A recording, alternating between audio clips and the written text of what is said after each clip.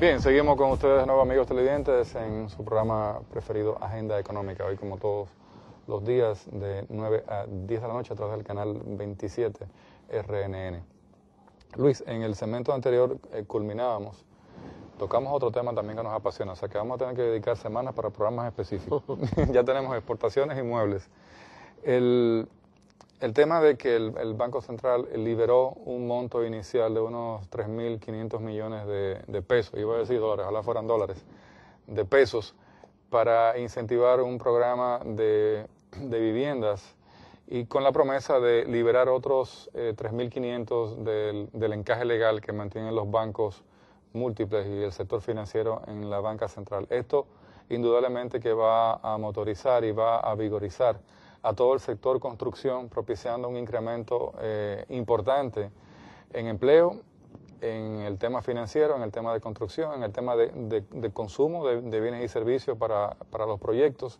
Lo que esperamos es que esta medida, que viene como una solicitud que le hizo a Coprovi, al gobierno central y al Banco Central de la República Dominicana, en donde inclusive hace unas 3 semanas Coprovi propició una mesa de trabajo en donde intervinieron expertos internacionales hablando específicamente sobre el tema de la importancia del mercado hipotecario y el tema del fideicomiso como una figura ideal para los proyectos de construcción de viviendas en los países en donde se ha implementado, como ha pasado en Colombia, en Brasil, en Venezuela, donde ha habido un gran desarrollo en México a través de este mecanismo de financiamiento.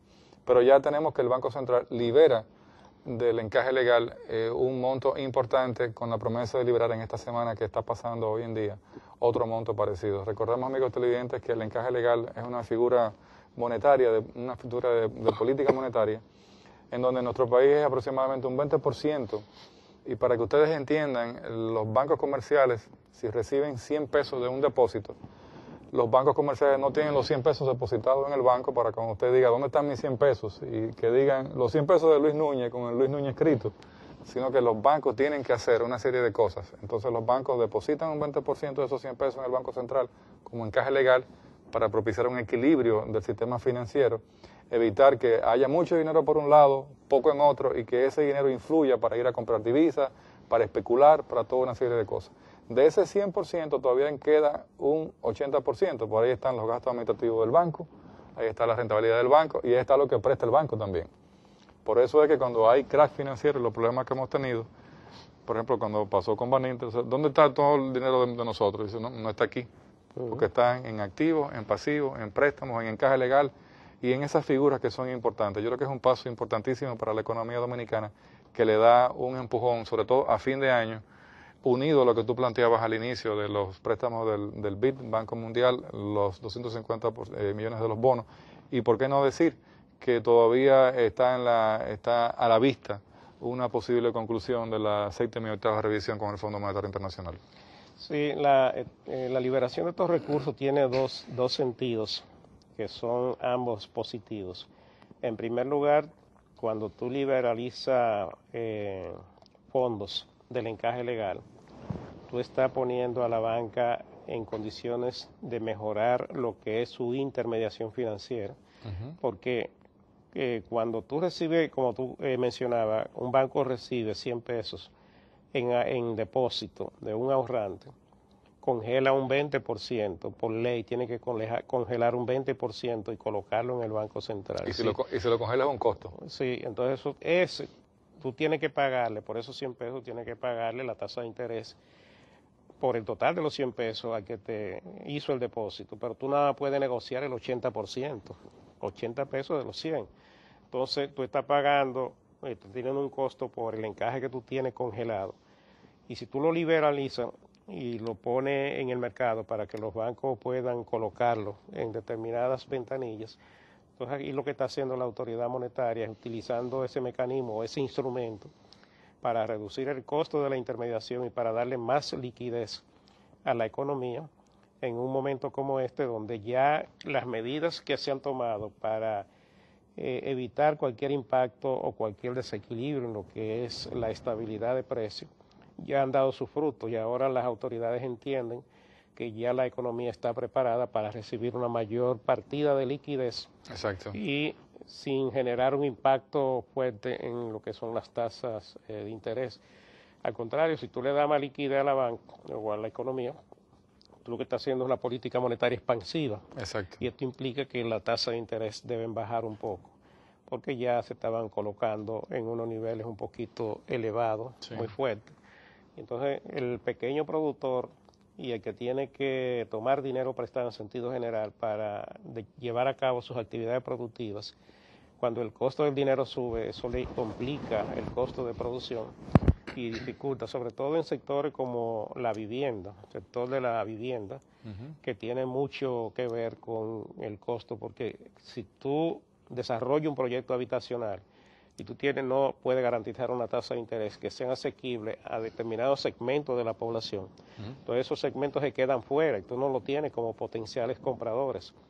Entonces lo que se hace cuando baja la tasa de interés es que mayor cantidad de personas pueden accesar a los financiamientos porque el costo es bajo y eso le permite entonces tener un costo, un servicio de la deuda que es manejable por segmentos mayores de la economía. Sí. Entonces esto lo que indica es que cuando tú le das más liquidez a la economía, genera un impacto a la baja de la tasa de interés, entonces tú estás generando un efecto para que el sector de la construcción se dinamice y se generen los impactos multiplicadores que tiene este sector, que como hemos visto, en los últimos tiempos ha estado un poco lento. Mira, una de las cosas importantes que hay que reconocer a las autoridades monetarias y financieras dirigidas por el Banco Central de la República Dominicana es que hay dos eventos, amigos televidentes, y esto es muy importante: el evento de la política restrictiva y el evento de la política expansiva. Normalmente escuchamos a los analistas, entre comillas, económicos que hablan en la República Dominicana que la economía hay que incentivarla, que la tasa de interés hay que bajarla, que la tasa de cambio tiene que bajar, que no puede subir. O sea, todas las políticas, todas las opiniones de orden demagógico con efectos económicos, que no es lo mismo que medidas monetarias y financieras dentro de crisis financieras internas y externas. Entonces, las políticas restrictivas es cuando usted aguanta. ¿Por qué? Porque si usted expande, usted pone en riesgo dos variables importantes en la economía, que esto nunca lo dicen los opinadores de economía, que es la tasa de cambio y la tasa de interés. Entonces, con eso no se puede jugar, porque esas son las dos variables que permiten en un momento restringir y en un momento expandir. En el momento, me refería específicamente al efecto también que tiene esto sobre la inflación. Entonces, ¿qué es lo que estamos cuidando? Que el efecto de una política restrictiva en un momento o una política de expansión no tenga un efecto brusco sobre el nivel de inflación en la República Dominicana. Porque si usted hubiese dejado libre, no 3.5 ni 7, sino 10, 15, 20, 25 mil millones, la tasa de cambio de hoy fuera 45 por 1 y la inflación fuera de un 20 mínimo por ciento. Entonces, por eso es que se juega con los agregados macroeconómicos, para que en un momento dado la economía no refleje impactos de shock sobre sus variables macroeconómicas, para que las mismas se salgan del manejo de la economía, porque a ningún empresario le interesa que la tasa se vaya moviendo rápidamente para ningún lado, sino que se vaya moviendo progresiva o regresivamente, manteniendo un nivel y un punto de equilibrio en donde él se sienta seguro como un agente económico. Entonces, eso es lo que el Banco Central y las autoridades monetarias y financieras cuidan, y ese es el gran logro obtenido por las autoridades monetarias y financieras del Banco Central, que debe de mantenerse. Y cuando se toma una decisión de política, no es para decir, pero debieron ser 10.000 o 15.000 millones, porque no es asasí. O sea, la economía no funciona como que usted se metió un pañuelo y entonces sacó un conejo. O sea, es diferente y es muy sencillo. O sea, política restrictiva versus política expansiva, y los efectos que tiene cada una de esas dos políticas en los efectos de expansión monetaria. Todas esas medidas, José Manuel, se toman en base a estudios técnicos que se realizan en el Banco Central, en los departamentos técnicos, que son los que calculan el impacto que puede tener una determinada medida.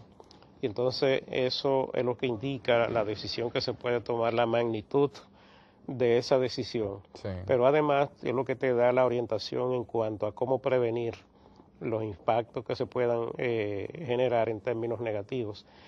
En la República Dominicana las autoridades han entendido, sobre todo las monetarias, que su principal rol es el mantenimiento de la estabilidad de precios. Exactamente. Y han hecho el esfuerzo necesario porque en el momento en que se pierda la estabilidad de precios, se pierde también la confianza en la economía. Se corre todo. Y como todo el mundo sabe, el inversionista, cuando no tiene un panorama claro y definido acerca de cuáles son las políticas que se están tomando y la preocupación que puedan tener unas autoridades por mantener la estabilidad de precios, simplemente toman la decisión que mejor le convenga para resguardar sus capitales. Y esto puede implicar que tú te lleves tu inversión, que tú recojas tu dinero y te lo lleves para otra economía donde sí te puedan dar esa garantía de estabilidad de precios. Por eso es que es tan importante esta variable, es el principal activo de la economía dominicana. Y por eso es que es tan importante que un país como la República Dominicana o como cualquier país del mundo tenga unas autoridades que sean conscientes de cuál es el rol que tienen que jugar y que estén todo el tiempo dándole seguimiento a los movimientos de los mercados para tomar decisiones acertadas y oportunas para evitar que se vaya de la mano cualquier movimiento que pueda ocurrir. Esto le permite a cualquier inversionista tener un panorama y tomar decisiones y hacer cálculos acerca de su rentabilidad y de la perspectiva del proyecto que está pensando desarrollar. Cuando eso existe, la inversión extranjera llega, como han evidenciado las cifras en la República Dominicana. Y la llegada de la inversión extranjera trae consigo también otros elementos positivos, por ejemplo, el conocimiento, el know-how, la tecnología, la experiencia, el acceso a los mercados y el mensaje que eso da también para que el propio Estado y el sector privado puedan buscar dinero en los mercados internacionales. Porque cuando los mercados están seguros, cuando los inversionistas observan que hay un comportamiento adecuado de unas autoridades y se están manejando las variables económicas en la forma correcta, entonces ellos toman su decisión y demandan los títulos que puedan colocar unas autoridades en un mercado internacional para buscar financiamiento. Eso nos ha pasado a nosotros en el país durante los últimos tiempos, nos ha permitido pasar estas épocas de crisis manejando la economía sin que esos traumas que representan el impacto de una crisis internacional se sienta en la forma en que pudo haberse sentido en otro país. Ese elemento, antes de irnos ya al final del programa, es muy importante porque para las autoridades monetarias es una labor titánica el combinar todas estas variables y estos efectos que tú planteas versus las crisis internacionales, porque somos un país abierto al mundo. Entonces, tenemos que tomar en cuenta en esos modelos de predicción y de ejecución de corto plazo los efectos del mercado de los combustibles, del petróleo, los efectos de las deudas internacionales, los efectos de las deudas europeas, los efectos del problema de los Estados Unidos y cómo todo esto afecta todo el entorno nuestro para nosotros poder tomar una decisión de una política de liberalizar fondos del encaje legal. O sea, eso no se hace simplemente porque me lo estoy pidiendo un sector. Los elementos del modelo son muy macros y son muy generales, son de muy amplio espectro para poder tomar una medida que sepamos que no va a tener un efecto fuerte sobre las variables que se manejan al día para no disparar ni la tasa de cambio, ni la tasa de interés, ni la inflación tampoco. En José Manuel, se nos terminó el tiempo. Vamos a darle las gracias a los amigos de Agenda Económica por habernos acompañado. Nos vemos en el próximo programa. Muchas gracias, buenas noches.